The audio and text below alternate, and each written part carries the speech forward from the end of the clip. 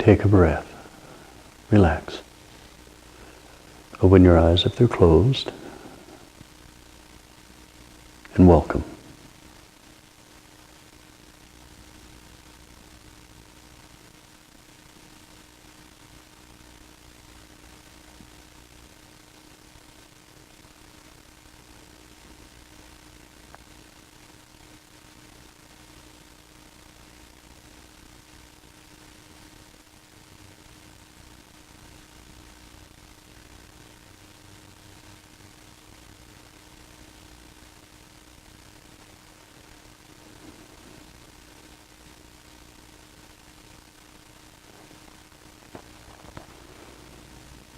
This is a very special few days.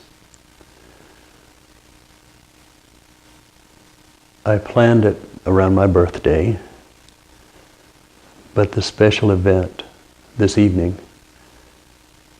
is a landmark occasion, most auspicious. This is the opening of the Santa Fe Meditation Center, or whatever it's going to be called. What is it going to be called, Micah? Meditate Santa Fe. Yeah, this is the center for that.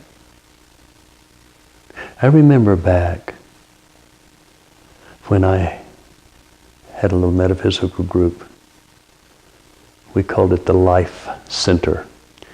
Living in full expression. Life. That was kind of cool. But Meditate Santa Fe, I like that. That's nice. Not only is this the opening of that, but the head of this center, or half of the head of this center, it's his birthday today. So this is really special. The people that need to be here are here. We are a sangha. A sangha is made up of friends who care about each other. Friends are not perfect. Every friend you know has a flaw. They all do. We all do. We all have flaws. We're human. It's an interesting situation. We're not only human, but we're experiencing complete amnesia as to who we really are. And the idea behind a sangha is a group of people who have decided to trod a certain spiritual path together. Because there's strength in numbers. The more the merrier, if everyone is in the right state of mind. In a sangha, although it's of the highest spiritual order, we must note that people are not realized necessarily in a sangha. They came here to become realized. So anytime you have a sangha, you're going to have people who don't have any etiquette.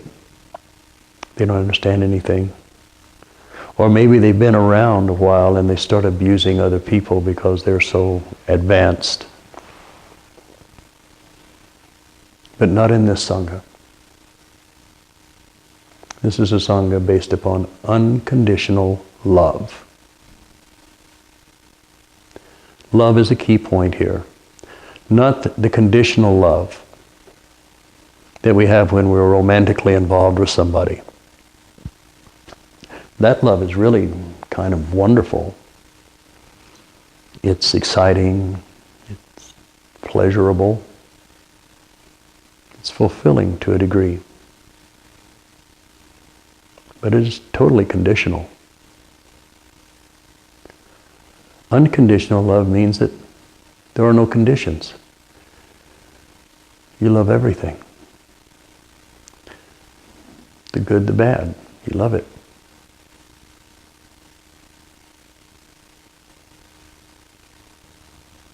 It's hard to understand that kind of love. But it is exactly what the universe is made of. It's made of love. Unconditional love. It's the building blocks of everything. We as humans take that unconditional love and we split it into two. And when we split that unconditional love and give it a condition, when our unconditional love becomes a condition, then we have sunk ourselves into duality. In that spot we enter into the samsara, into the endless cycle of birth, maturation, decay, and death. It goes on forever until you stop it. So this weekend is, how are we going to stop it? How do we stop the cycle? This evening, we're dedicating this center. We're going to fill this center with all kinds of light. It's already being filled with light. Get it that way. Tomorrow we'll have an intensive. The intensive will begin at 9 o'clock in the morning. Don't be late. Don't be here before 8:30. Just come 15 minutes early if you can. At 9 o'clock, we will meditate for 2 hours, do some teaching. At 11, we'll break, go for a 2-hour lunch, come back here, resume at 1 o'clock for another 2 hours, have another 2-hour break for you to walk around, journal, or whatever you want to do. And then from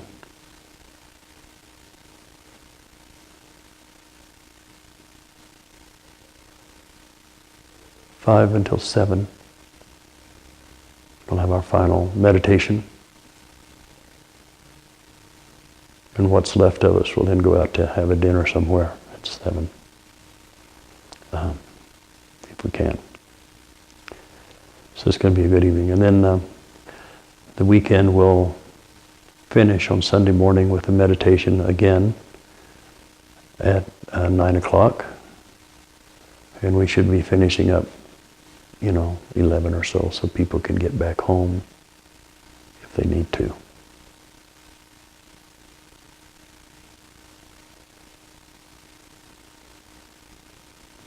And for those that can, on Monday I think we're going to go to Chaco Canyon and see what that's all about.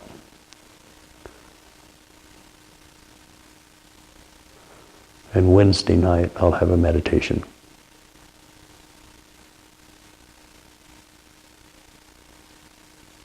On my birthday. Or is that Tuesday night? I get so confused. Tuesday night, yeah. I leave on Wednesday. So good.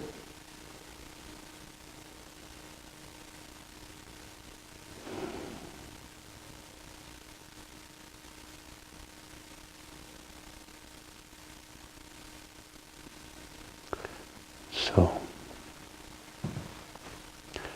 maybe one more song.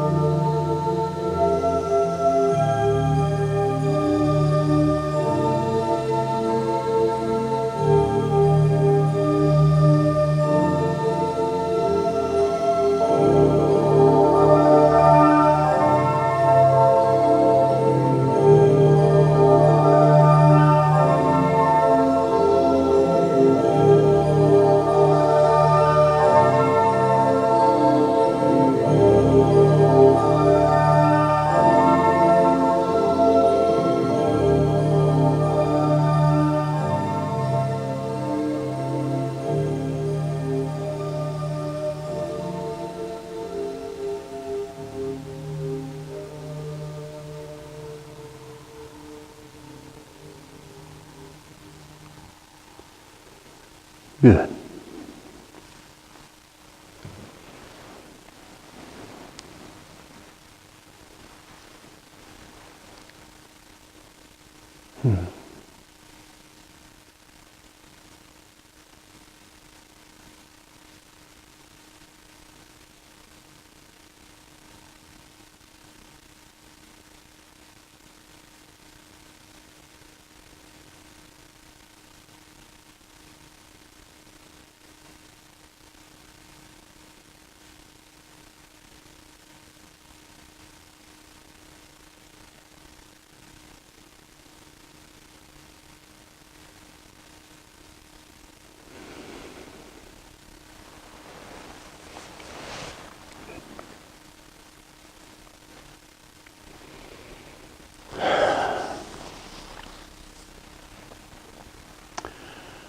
We really don't have any beginners here tonight, so that can free us up from a lot of the basics.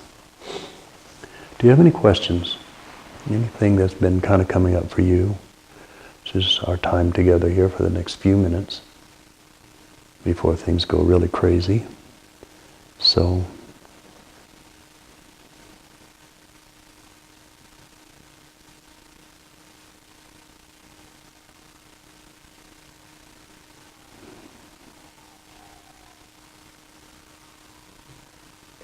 do you remember the threefold purity we discussed about? That's like not here, not this, not that. not Yeah. the thing. Yeah. And It's not this. Yeah. Jnana Yoga says, no matter what, if it has a beginning, a middle, or an end, not this.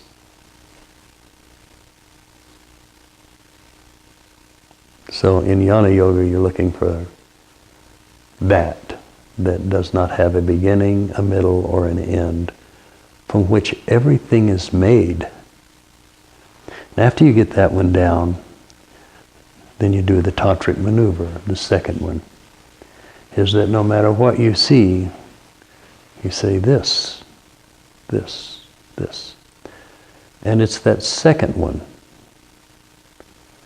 that leads us into the high heart, the combination of the first one and the second one. I don't know if that's what you're talking about, but that's what I'm getting here. Probably something else. it's probably a variation of what I read, but it's like not the first. Well, he used an example of the murder, but Yeah. not the murder, not the one being murdered, not murder. So you can apply it. Yeah. It not doesn't. perceive, not the perceiver, not the perceived, not perceived. And basically at the bottom of it, you don't exist. But then here we are. It's a conundrum. We don't exist, but we will always exist. It's we're turning into a Zen koan here. What is it that never has existed, never will exist, but will always be? Existing. And the answer, of course, is anything. In Jnana Yoga, you're moving beyond things. That's the dissolution. We bring our things to the point of dissolution.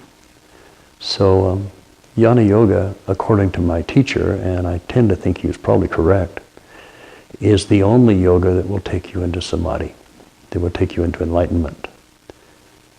All the other yogas are dealing in duality, power. Power is usually dealing in manipulation and saving. It's in the samsara. Love of objects, love of people, love of teachers, love of God is duality. That won't take you into enlightenment. Selfless giving.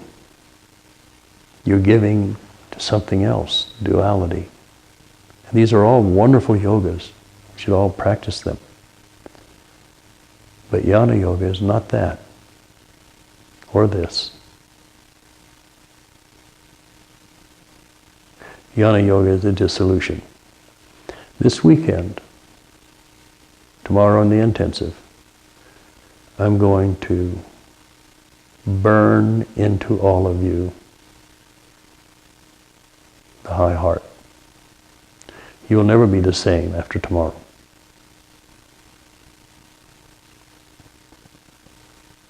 In a good way.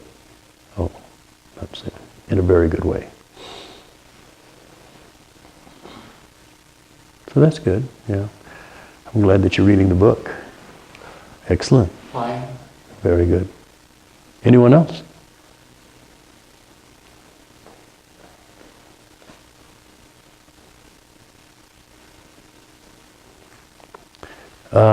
We're going to be recording this evening. It is being recorded, and if things go well, we'll make a copy of this available to you. I'd rather you sit and dissolve and not take anything in except the energy. You can learn from the film later. Although I will say that teaching at this level, nothing is ever forgotten. You just don't remember it.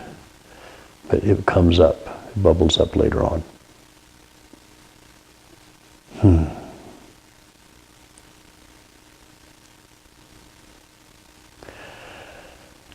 Birthdays are special.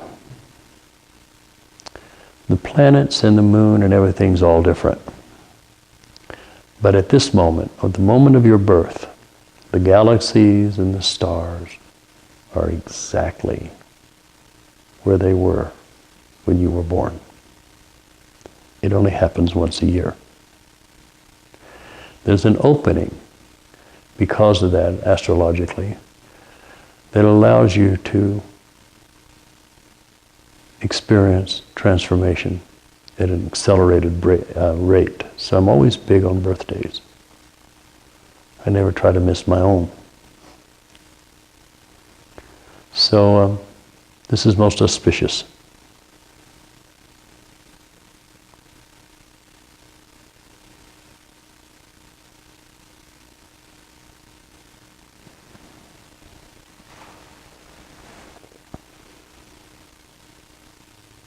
Consider wisely what you want.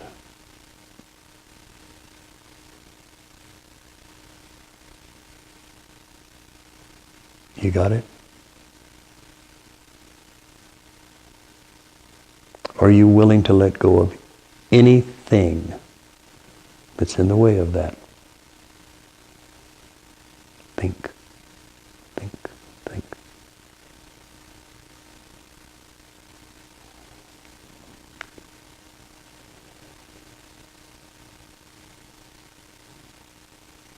I am a jealous God. I will have no other gods before me.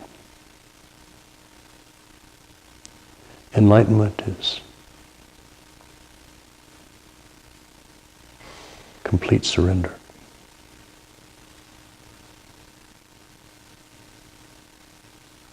That's why in Buddhism we have a problem with attachments.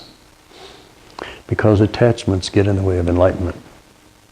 And we all get attached. We get attached to our lovers and our wives and our friends and our family, our nation. We get attached to the darndest things.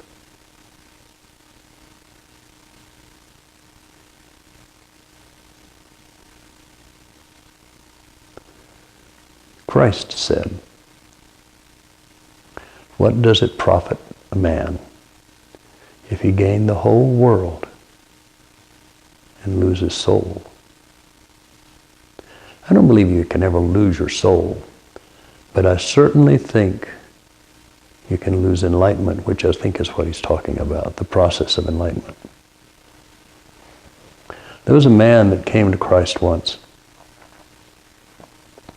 and he says, "I want to be your disciple."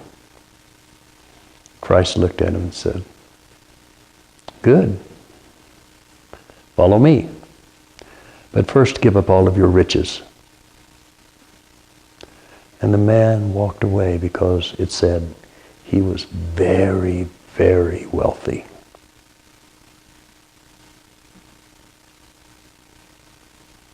Another man came up to Christ and he said, "I'd like to be your disciple." Christ looked at him and says, "Sure, Follow me. And the man said, my mother just passed away. I need to bury her first. And Christ said, let the dead bury the dead. If you follow me, you follow me. Now this sounds pretty harsh. But when we consider enlightenment, this is not a lightweight commitment. You can be married and be enlightened. Both partners can be enlightened. You know, Marpa and his wife, good example. There have been enlightened women, enlightened men, and enlightenment everywhere.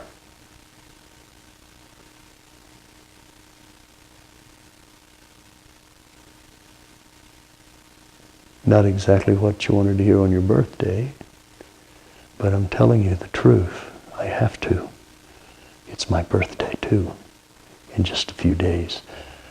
I can't not do that. But what I can do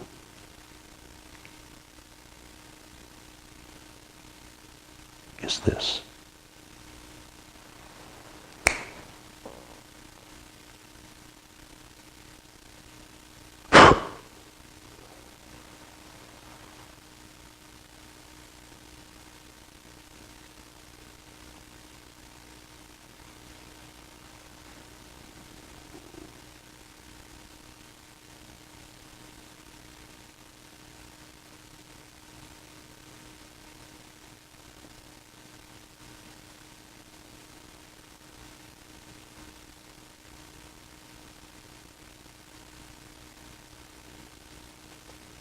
So I have a story. A young couple hiking out in the Arizona outback, way back in the wilderness, in the desert. Walking up a dried creek bed. And they looked over, and out of the side of the creek bed, something shone brightly, sparkled in the sun, and they went over and rubbed the dust off of it, and it was a big vein of gold.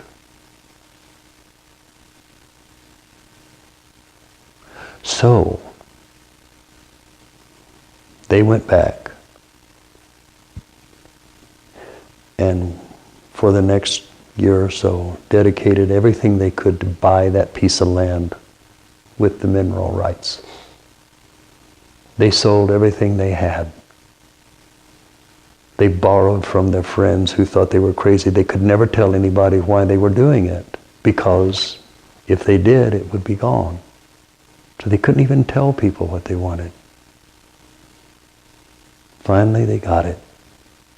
They had to get rid of everything in order to get that little piece of land. But the treasure there was beyond conception. It was beyond belief. Enlightenment is like that. We find it. There it is. You could go out and touch it every once in a while. You have to be careful. But it is worth everything in our life. There is nothing that is not. We know that most people can't do that because of attachments. They have things.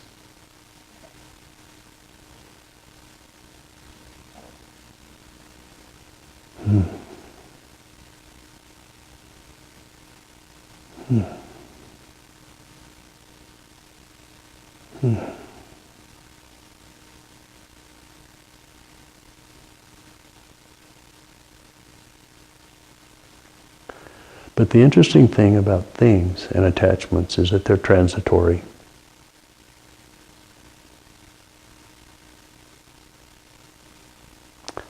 About 20 miles from here is one of my best students. She became a Rama student. She did good. Studied with him for 3 years in New York. Never missed a student fee, even when the student fees were $10,000 a month. She did it. And she got married.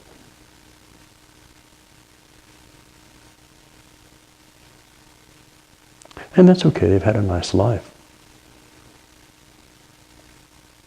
But there's not much left. 20, 30 years.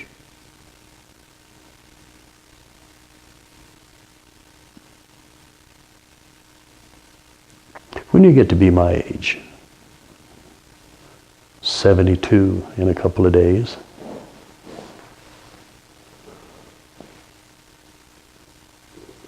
death is not your advisor.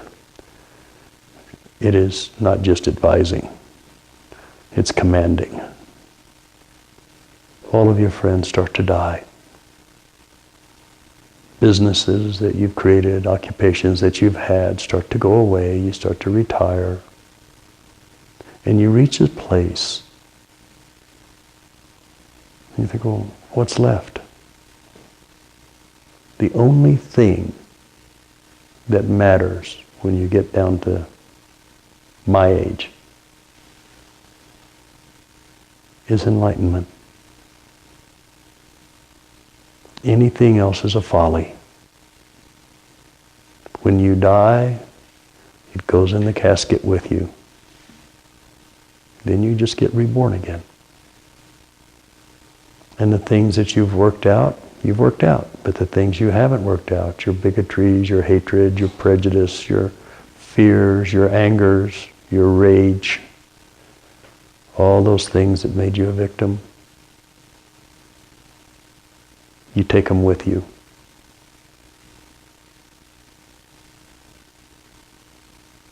The person that you just have a hard time with will be your sister or your brother or your mother or father.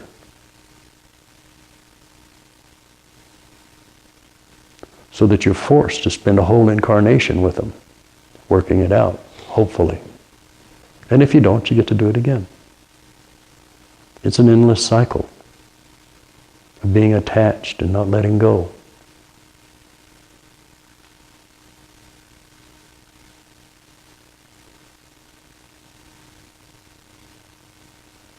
So, consider it nobly born. Life is fleeting.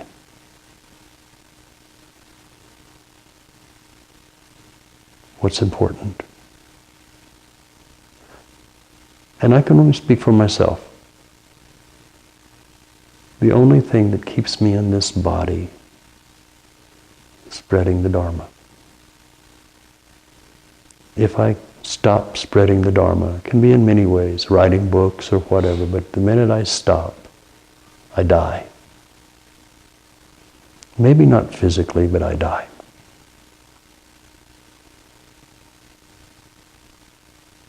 I'm not afraid of death.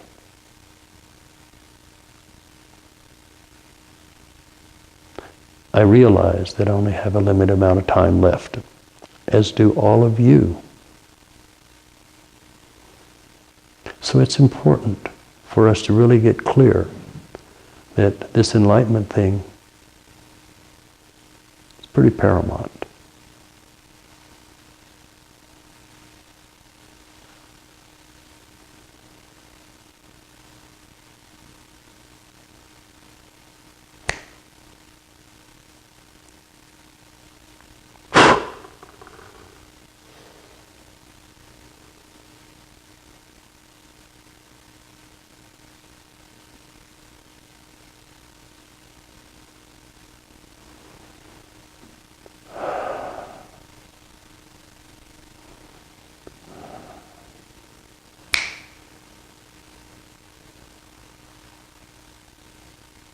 Good.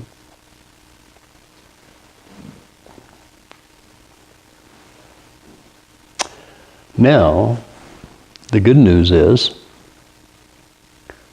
tomorrow we'll be going in depth, in extreme depth, into the high heart. As you practice the high heart, you give up things and attachments, and you replace them with this unconditional love.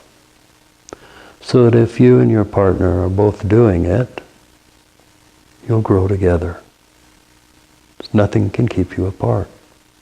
There's no thing that can keep you apart.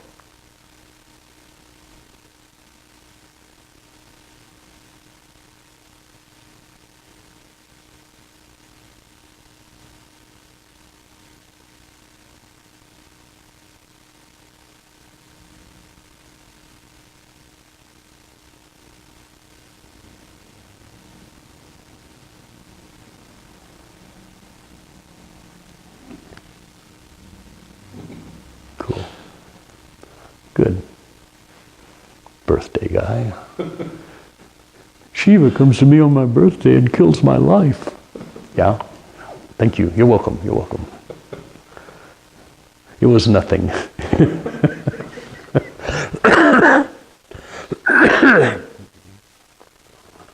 So, anybody else dare to ask a question? I'm sure you've got a bunch of them, Phoenix.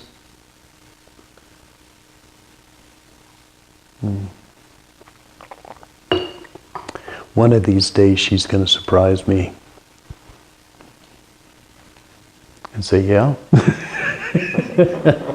She's been playing it kind of cagey. So, I'm going tomorrow to go through the intensive tomorrow, since we have no beginners, will be on the high heart. And if you finish the intensive, which I think you will, you'll be certified as a high heart master, which means you can teach it.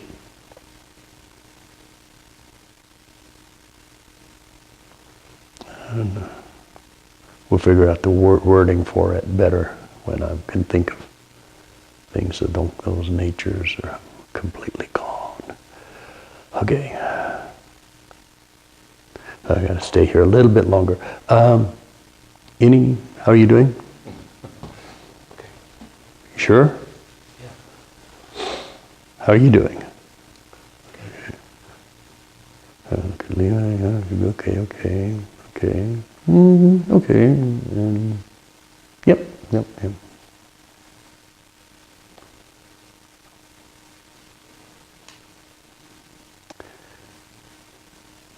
The moth comes to the flame. Ooh, look at me, I'm flying to the flame. I'm flying to the flame. I'm flying to the flame. And then the wings get burned off, brought into the flame, and you burn up. Maybe this weekend will be your lucky day. You're so close, Phoenix. So close.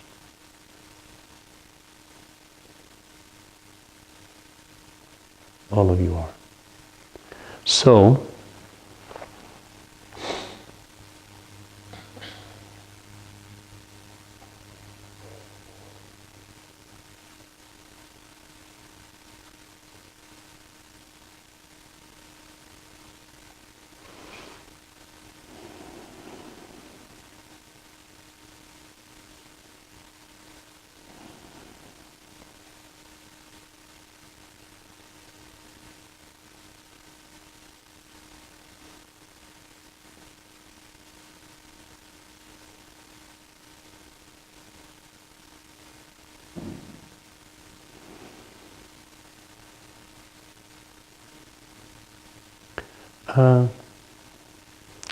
let's meditate to 3 songs, okay?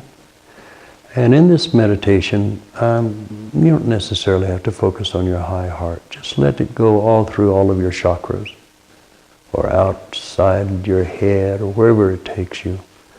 But the purpose of these 3 meditations is the dissolution of yourself, and just enjoy dancing, because there's a beauty to dancing inside.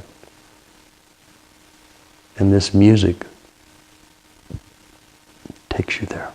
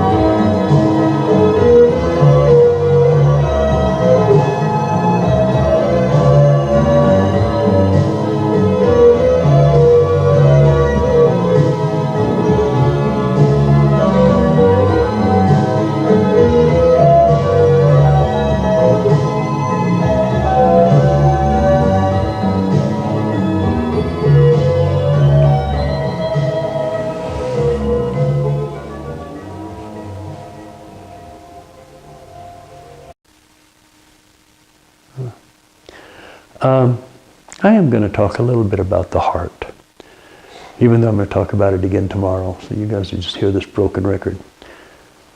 There's the lower heart. Right below the center of the heart is the lower heart, and it's bhakti. It is love. It's devotional.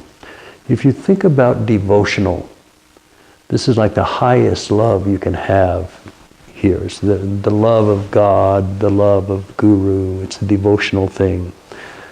But it's still in the low heart, because there's you and there's enlightenment out there, or there's the teacher that's so far above you, you know. There's you and that, okay? So that's bhakti love. The highest form of it is devotional love, where you just love. But it's also love, it's almost always love of another. Unconditional love is in the higher, upper part of the heart, up above the midway.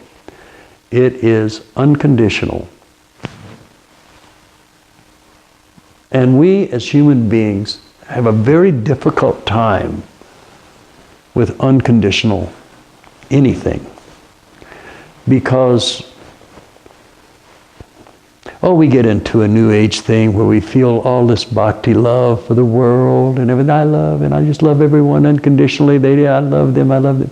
But then again, when you go to a Trump rally or something, you finally lose it a little bit. So unconditional love is unlike anything that most of you have ever experienced unless you've gone into samadhi. In samadhi, or in higher states of awareness, even in higher states of awareness, you get up and you get into oneness. There's a oneness experience. My first oneness experience happened to me when I was 5, but the most notable one happened to me when I was about 14 or 15 in Winslow, Arizona. I had an awakening, had several awakenings there in high school. And one of them was oneness. I realized that nothing was separate. It was all spirit.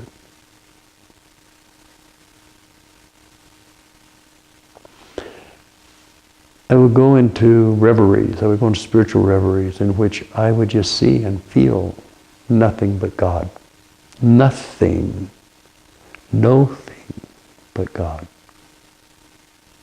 And there was, for lack of a better word, love. But it was not love of anything. It was just plain love. And that love would take the form that I could accept. The story, which I've told many times, which is never at my age can prevent me from saying it another time, is that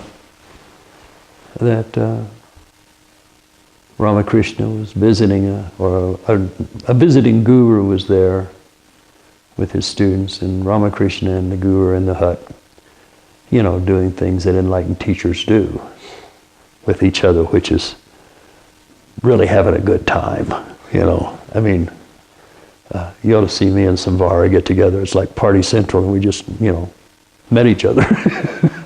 But I'm like that with enlightened teachers. There's something that's nice. There's a oneness. So anyway, they're in there. They're having a good time. They're doing their thing. And outside was a big ruckus, a big fight going on. I mean, some were going to blows. So they go out there, and they separate everybody and make them stop. And they say, the argument was that some of them said that you should only worship the formless God. And the others said, no, we should worship God that takes the form of everything. So they looked at Ramakrishna and they said, what do you believe in? He says, the formless God, of course.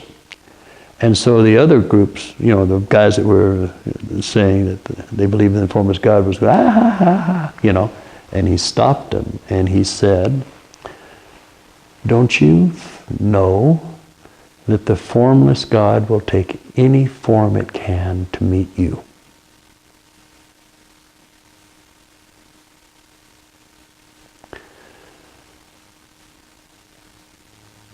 You are an expression of unconditional love, and you personally have taken that unconditional love and divided it, made it two. It's all in that Hinayana book if you've read The Wheel of Yama. It starts out with a curiosity and then it takes form.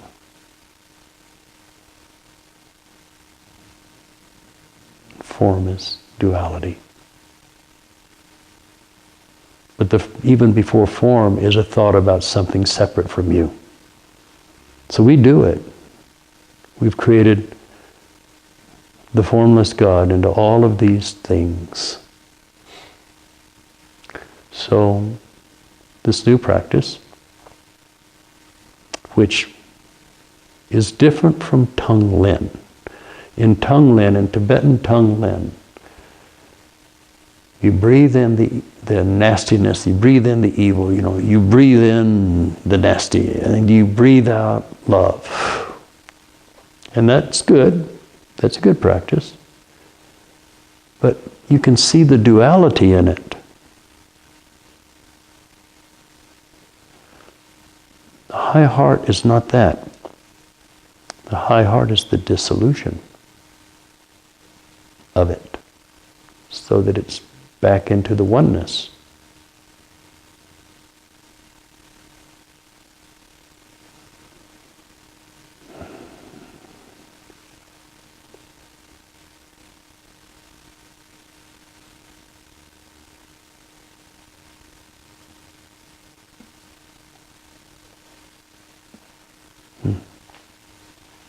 So tomorrow's going to be really fun.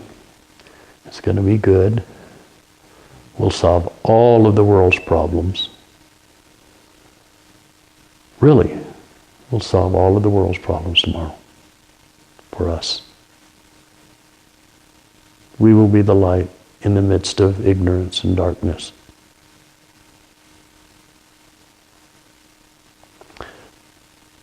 There is the total enlightened being that is not aware of his form inside of you. But you live in your heart. Your heart is where you live. You have 3 chakras below, you have 3 chakras above. The chakras below have to do with physicality, duality, creation, destruction.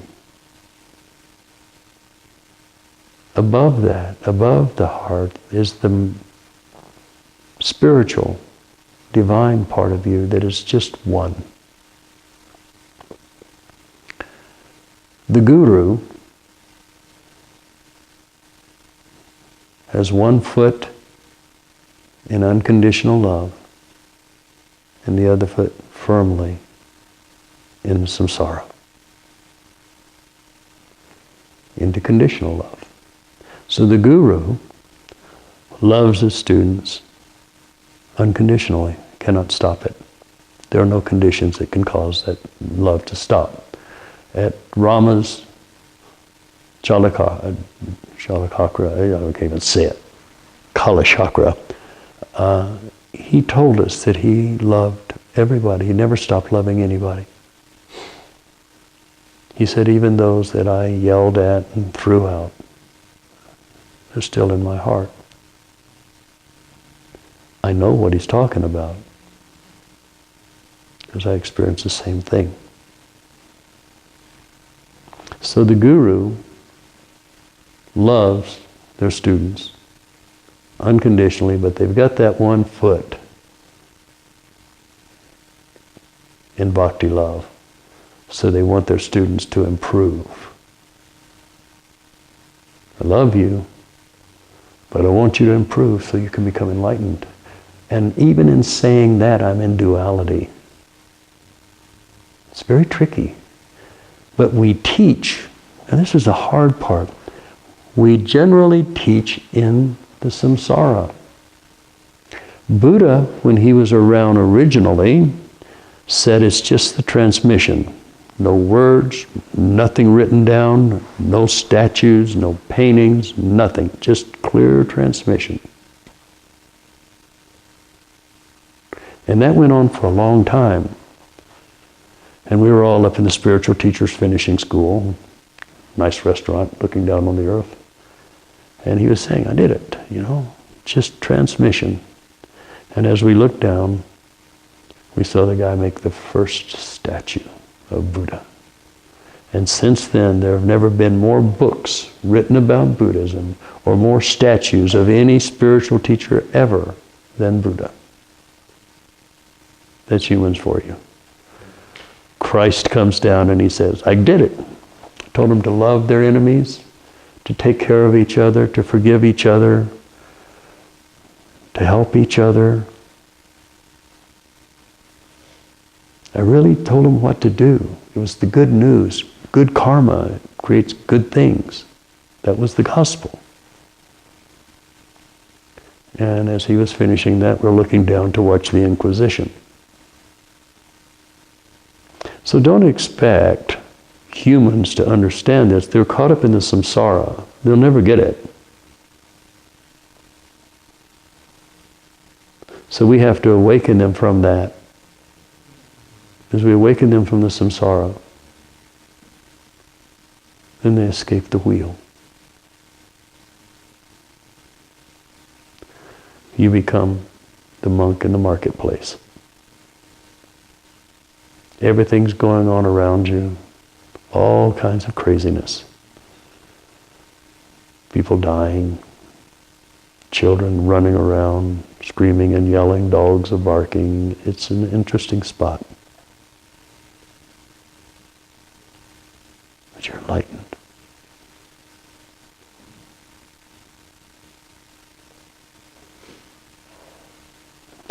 So,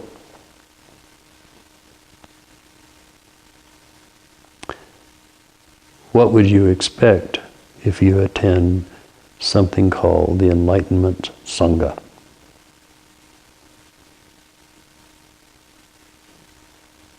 Being taught by this Shiva.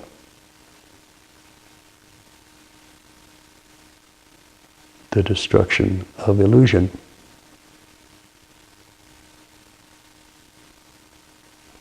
What do you expect is going to happen?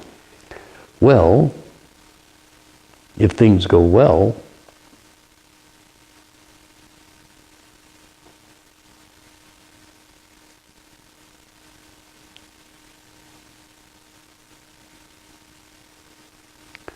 you'll lift that foot out of the samsara and put them both into unconditional love for a second. But then you have a problem. And the problem is, everything is one. And in your mind, in your consciousness, there are those that are not, there's parts of you that are not awakened. Sentient souls that are not awakened. And that's part of you.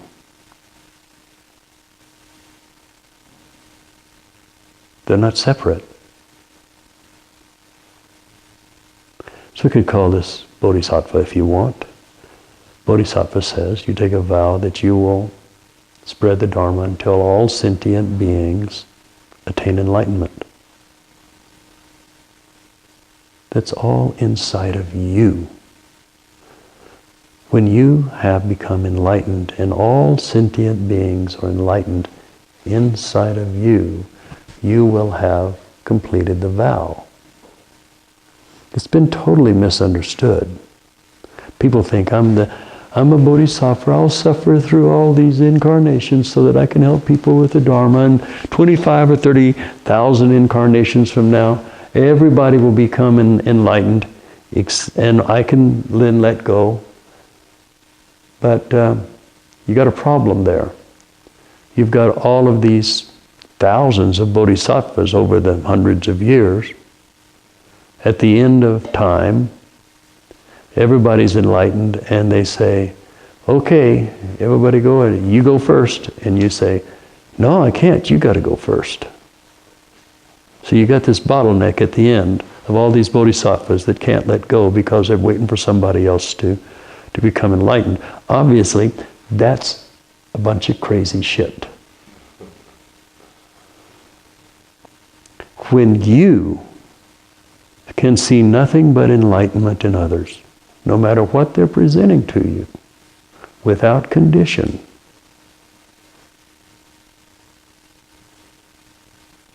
then you've completed your vow. You're not the victim to a vow. It's individual. I find it interesting to be a teacher. I come from this space of no space into this. And in order for me to deal with you, I have to step into samsara. Part of me does anyway. Enough of me that I can say hi and hope you're having a good evening and say a few words, meditate a little bit. Completely in the samsara. So for a few minutes, I have the delightful experience of being completely in the non-physical and expressing in this really confined space of the six-windowed house.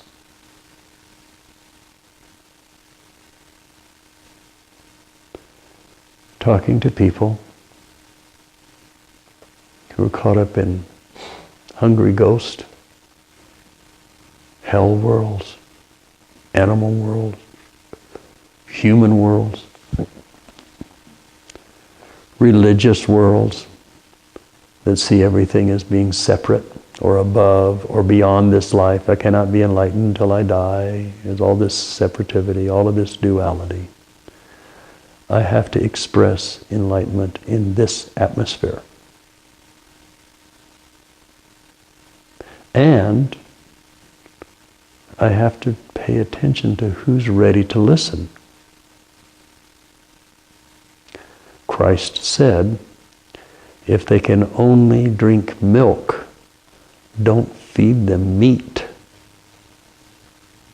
And if you think of a little baby, you got it. You don't take a baby off of the mother's breast and feed it a chunk of meat. It'll get sick and maybe even die. So even though it's enlightenment, you come in and there's really not that many people interested in enlightenment. So in the beginning, you look for people who want to be around enlightenment. They want to feel enlightenment. They want to be around it. They want to participate in enlightenment a bit. Support enlightenment. But it's always arm's distance away. And you keep looking until you start seeing people who are, oh, maybe they're ready. Maybe they are actually ready.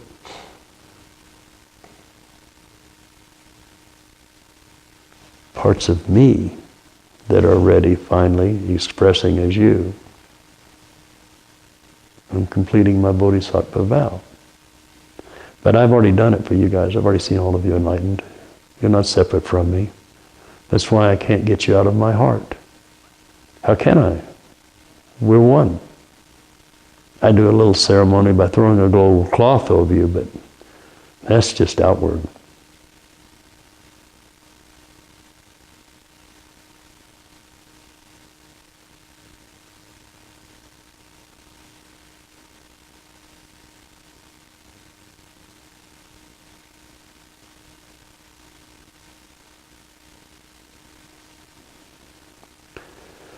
So tomorrow will be auspicious.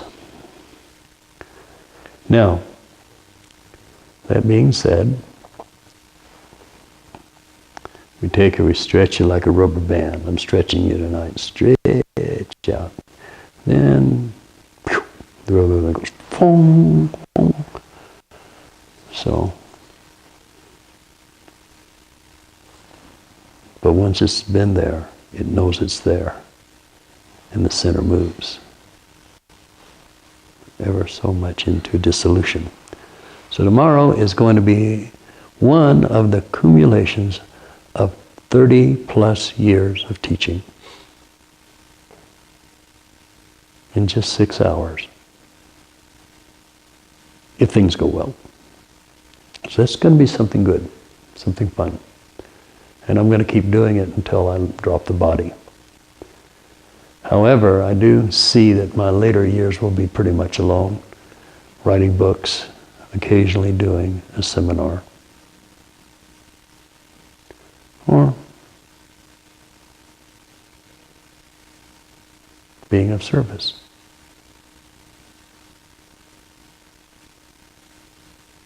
I plan on being in the marketplace. The monk that was based on in that last picture in Zen didn't have students. He didn't hold seminars.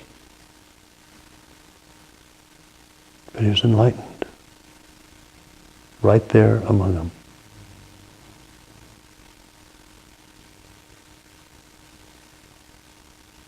That could be you. It is you.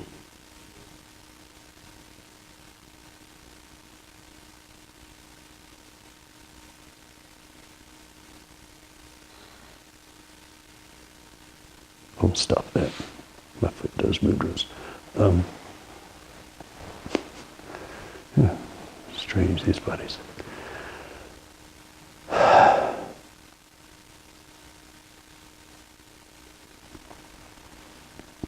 Good.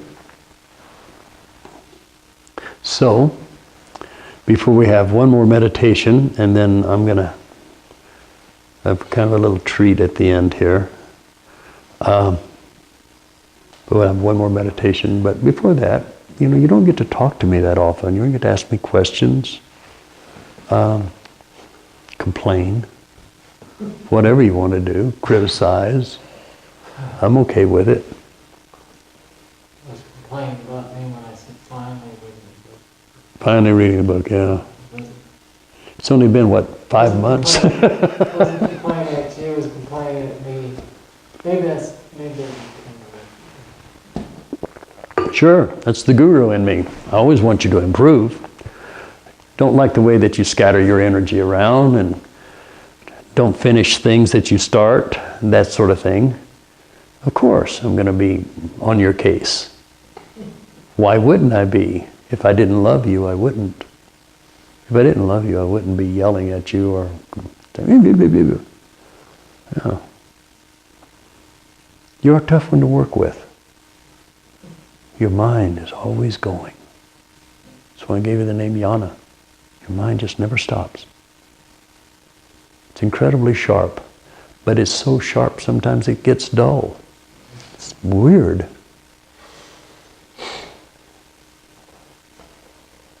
I keep inviting you around. That says something pretty auspicious. So don't feel bad about yourself. Just listen, do the best you can, read the book. Okay, so for our last meditation, we're going to do something really, really special. And that is, I'm going to have Dharma do the last meditation here on his birthday. Make your announcement first. You probably won't remember it later. And then when he finishes, if he can, that'll be it for the evening. So,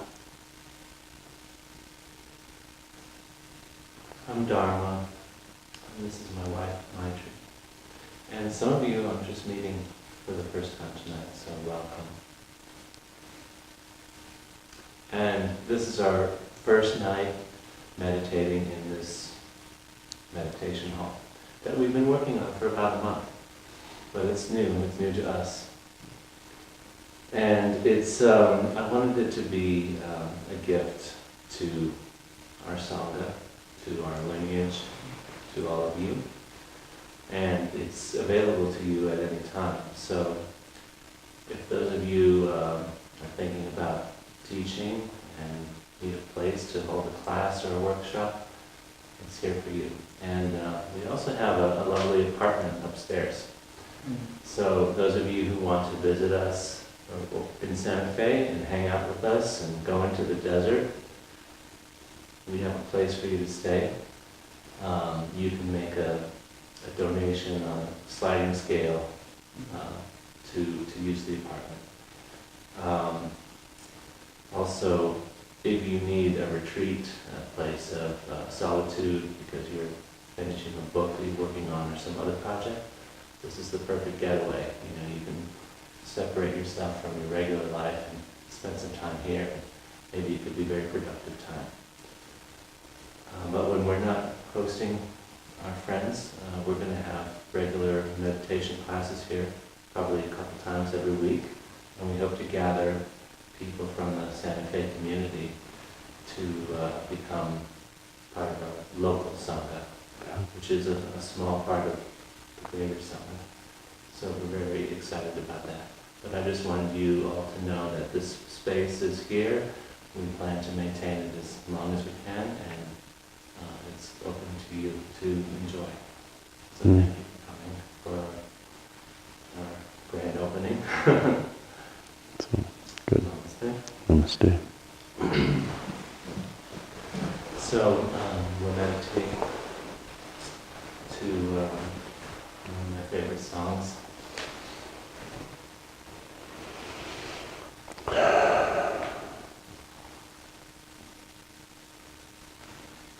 Usually with this music I start in the heart, but sometimes it just goes right up. Magical things can happen, I can vouch for that.